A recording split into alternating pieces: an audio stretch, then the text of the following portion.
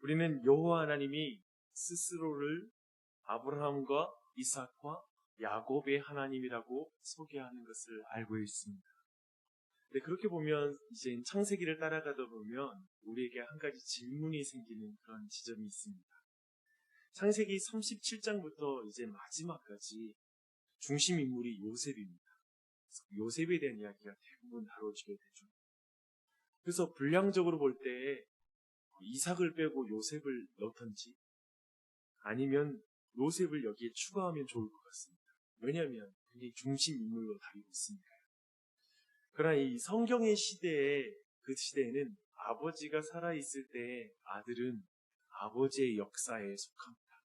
그런 것을 우리가 기억하므로 이 요셉의 이야기를 볼 때 야곱의 이야기에 속해 있다. 그리고 야곱과 연결시켜서 계속 보면 우리가 많은 것을 이해할 수가 있습니다. 여튼 이제 요셉이 애굽에 오는 그 과정들 우리 37장에서 말하고 있는데요. 간단하게 요약할 필요가 있는 것 같습니다.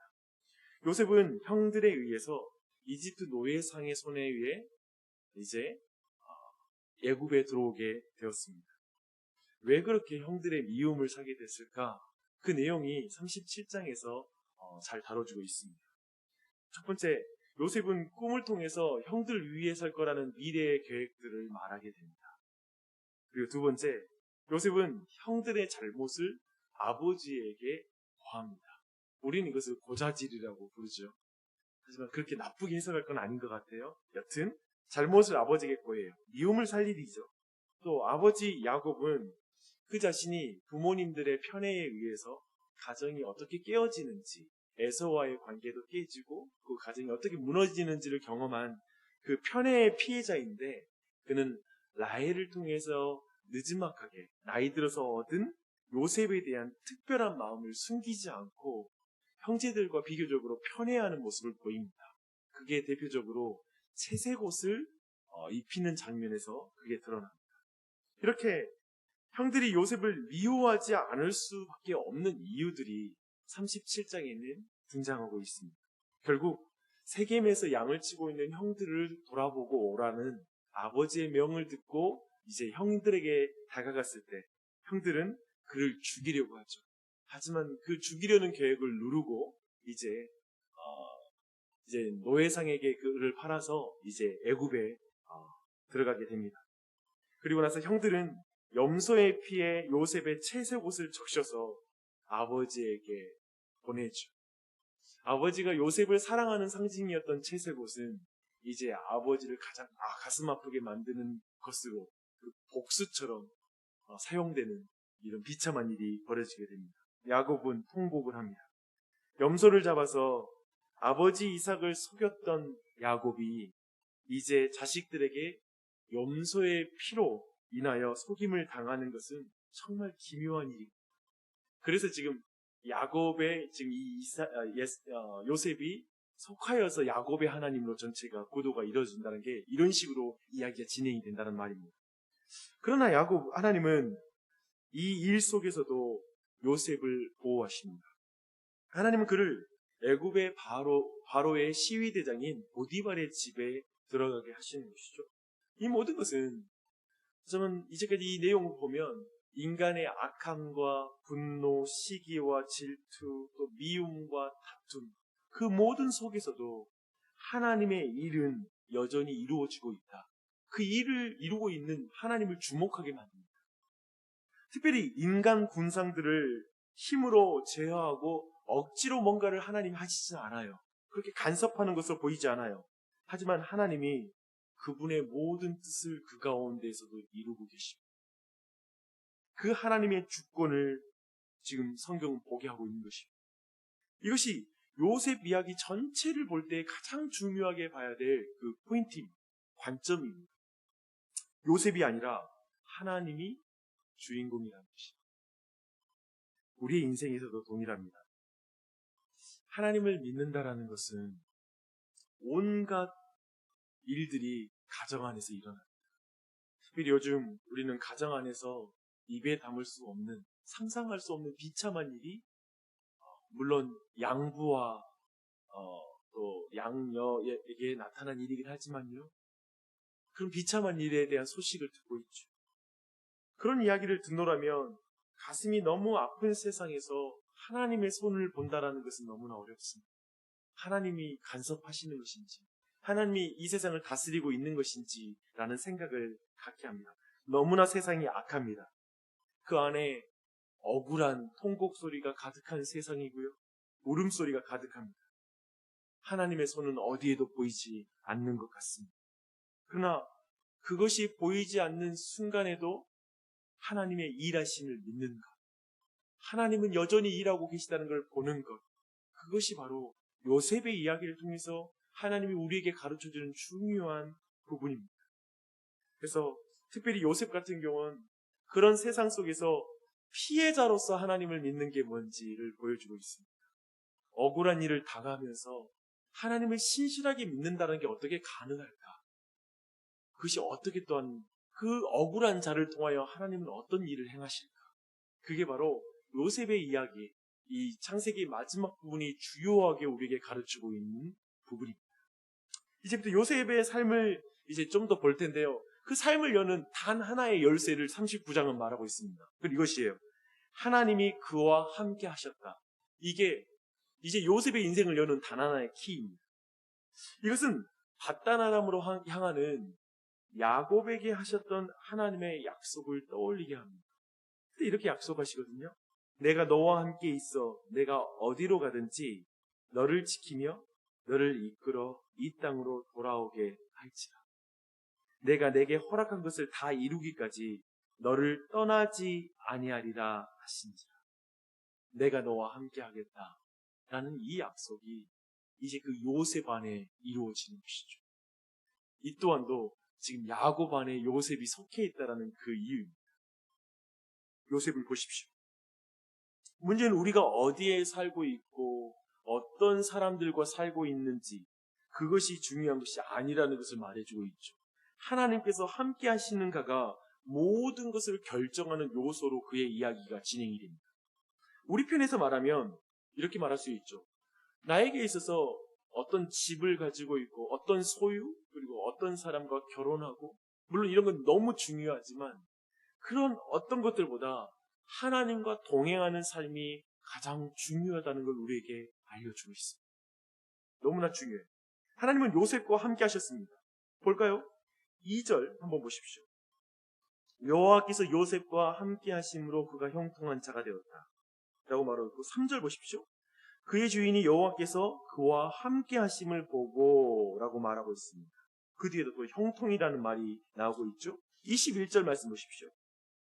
여호와께서 요셉과 함께 하시고 간수장에게 은혜를 받게 하셨다 라고 말하고 있고 23절입니다. 간수장은 그의 손에 맡긴 것을 무엇인지 살펴보지 아니하였으니 이는 여호와께서 요셉과 함께 하심이라. 여호와께서 그를 범사에 형통하게 하셨더라 라고 말하고 있습니다. 계속해서 하나님의 함께 하심과 형통이라는 것을 묶어서 말하고 있습니다. 하나님은 요셉과 함께 하신다라는 증거를 요셉에게 주심으로 그 증거를 주심으로 그의 믿음을 더욱 붙들어 주셨죠. 아까 말씀하셨죠. 형통을 통해서 그걸 드러내고 있습니다. 하나님의 함께 하심과 형통 같이 가고 있습니다. 참으로 하나님을 경외하지 않는 사람 또한 사실상 대부분의 사람들이 신앙의 삶에서 지금 요셉의 상황을 형통함으로 부르지 않는다라는 걸 좀 생각해 볼 필요가 있습니다. 도리어 많은 사람들이 이렇게 말합니다. 애초에 요셉이 애굽에 팔려가지 않게 만들어야지 그걸 하나님이 살아계시면 막으셔야 되는 거 아닙니까? 라고 말합니다. 더하여서 왜 요셉을 노예 신분에서 해방시키는 것이 형통이지 노예 신분으로 그대로 둔 상태에서 왜 형통, 하나님이 함께 하시는 게 뭐가 의미가 있어? 라고 이렇게 말합니다. 그런 경향과 연결을 경향성을 여러분 계속 여러분 안에 있는 그 경향성이 있다면 그걸 주목할 필요가 있어요. 사실 그것은 뭐냐면 하나님이 함께 하시는 것이 가장 중요한 게 아니라 내 삶의 환경이 더 중요하다라는 그 신앙의 믿음의 문제가 거기에 있을 때 그 질문이 머리에서 떠나질 않습니다. 그러니까 심지어 믿지 않는 자가 하는 질문은 그렇게 여기서 나타나는 것이죠. 아예 안 믿으니까요. 그런데 문제는 믿음을 가지고 있다고 생각하는 교회 안에 들어있는 사람도 그 생각을 지울 수가 없습니다. 하나님이 애초에 왜 이 환경에 두시냐 이거죠. 그 말은 사실은 근본적으로 믿음을 확인해야 해요. 하나님의 함께 하심을 가장 중요하게 여기는 믿음인가? 아니면 내 환경을 좋게 하기 위해서 하나님을 믿고 있는가? 이 부분은 굉장히 여러분 중요하게 보시면서 계속 이야기에 들어가 보시게요. 요셉은 보디발의 집에서 모든 책임을 맡은 사람이 되지만 보디발의 아내의 유혹에 직면해야 합니다. 그녀는 날마다 청년 요셉을 유혹합니다. 이런 유혹을 젊은 청년이 어떻게 이길 수 있겠습니까? 정말 이기기 힘든 일이에요. 그래서 청년 요셉이 그 유혹을 이길 수 있는 그 힘이 궁금해요. 도대체 어떻게 그걸 이길 수 있었을까? 그것은 요셉이 자신을 향한 하나님의 목적을 전적으로 신뢰하고 하나님을 믿었다라는 것에서 찾을 수가 있습니다. 하나님이 함께 하신다라는 인식과 믿음은 하나님의 백성으로 하여금 모든 유혹을 이기게 합니다. 오늘날 사람들은 유혹을 이기는 힘을 그것을 가졌을 때 유혹을 이긴다고 생각합니다. 그리고 때로는 청년의 유혹을 이길 것은 청년이 운동의 힘을 다 써버리면 이 유혹을 이기기 쉬울 것이다. 물론 그게 부분적으로 맞는 말이 있습니다. 하지만 더욱 중요한 건 뭐냐면 하나님이 함께 하시는 것을 믿는 것이죠. 그리고 하나님을 믿는 하나님 앞에 있다. 하나님이 나와 함께하고 있다라는 그 믿음으로 유혹을 이기는 것입니다. 성경은 그렇게 말하고 있습니다. 사랑하는 여러분, 하나님이 함께 하시는 것을 믿지 못하면 든든한 스폰서를 찾게 될 것입니다. 하나님의 위로를 경험하지 못하면 여인의 은밀한 손길을 찾을 수가 밖에 없습니다. 요셉은 하나님에 대한 영적인 감각이 있었기 때문에 그가 여인을 통하여 감각을 느낄 필요가 없게 된 것이죠. 그 유혹을 이길 수가 있었던 것이죠. 그것이 중요한 것이죠. 요셉은 자신의 인생이 사람의 손에 달려있지 않고 자신의 인생의 주권이 하나님께 달려있기 때문에 어쩌면 지금 권력자의 아내의 힘을 얻으면 더 자신의 인생이 펼 수 있잖아요. 그러나 여인에게 자신의 인생의 주권을 맡기지 않는 것이죠. 하나님의 주권을 의지하는 것입니다. 그래서 지금 보디발의 아내의 그 은밀한 유혹을 거절할 수 있었던 것입니다. 청년인데 말입니다. 그래서 지금 계속 우리가 주목해야 될 것은 이제 계속해서 이 요셉이 하나님과 함께 했다는 그 부분을 계속 주목할 필요가 있어요. 그런데 이제 한 가지 우리가 볼 게 뭐냐면 요셉의 순종에 대한 보상을 볼 필요가 있습니다. 유혹에 대한 저항은 그 즉시 요셉에게 보상을 가져다 주지를 않습니다. 도리어 우리가 볼 때 아주 나쁜 결과를 가지고 옵니다. 그의 순종에 대한 즉각적인 결과는 그가 이제 억울하게 누명을 쓰고 감옥에 갇히는 것으로 나타납니다. 요셉은 영적 승리로 인하여 오히려 육체적인 고통을 경험하게 됩니다. 그래서 근본적으로 요셉은 우리의 근본적으로 믿음의 본질, 하나님을 믿는 믿음의 본질이 무엇인지를 우리에게 알려주고 있습니다. 믿음은 순종에 인내를 더하는 것입니다. 이걸 우리가 플러스 마이너스 그러면 니코루 이렇게 수학 등식으로 말하면 이거예요. 순종 플러스 인내는 믿음이다. 이렇게 말할 수 있습니다. 믿으면 잘 된다. 믿으면 우리가 믿습니다 하면 바로 뭐가 된다? 라는 것이기보다는 요셉에게 보는 것은 순종은 하나님의 말씀의 순종은 믿음을 더하고 바로 그것이 바로 믿음이다 라고 인내를 더하고 그리고 나서 그것이 바로 믿음이다 라고 말할 수 있는 것입니다. 요셉은 2년의 세월을 다시 감옥에 갇혀 보냅니다. 그리고 나이가 30이 되어서야 바로 앞에 서게 되거든요. 그렇다면 그 전에 그가 지금 애굽에서 인고의 세월을 지내는 세월이 13년에 가깝습니다. 굉장하죠. 오늘 우리가 이제 보았던 이 본문 39장의 말씀은 성경이 말하는 형통함이 무엇인지를 우리에게 분명하게 가르쳐 주고 있습니다. 그것은 겉으로 볼 때 모든 것이 잘 되고 잘 풀리는 것이 아닙니다. 하나님 없는, 영적 의미가 없는 승승장구는 형통이 아니다라는 것이 도리어 성경의 가르침이죠. 하나님 버리고 잘 되는 것, 하나님 없이 잘 되는 것이 형통함이 아닙니다. 도리어 그것을 성경은 저주라고 말합니다. 요셉이 애굽에 팔려 보디발의 집에 종이 된 상황에서 성경은 요셉이 형통했다라고 기록하고 있습니다. 유혹을 물리친 보상으로 감옥에 갔을 때에도 요셉을 형통했다라고 성경은 말하고 있습니다. 성경이 가르치는 형통은 어떤 외면적인 것이 아니라 하나님께서 그와 함께 하시는 것이 형통함이다 라고 말하기 때문에 그렇습니다. 하나님이 함께하는 것이 형통입니다. 2021년도 우리가 사모해야 될 형통함, 그것은 하나님이 나와 함께 하시는 것. 아니요, 어떤 면에서 우리 마음 가운데 난 이 한 해 동안 하나님과 함께 할 거야, 주님과 동행하고 싶어요 라고 이 아침에 기도하는 것, 그것이 바로 우리가 형통한 은혜를 입은 복된 증거인 줄 믿습니다. 왜냐하면 하나님 우리 안에 소원을 두고 행하시기 때문에 그렇습니다. 그래서 반드시 우리가 기도하는 것을 통해서 하나님의 형통을 경험하게 되어 있습니다. 하나님이 함께 하시는 것을 경험하게 되어 있습니다.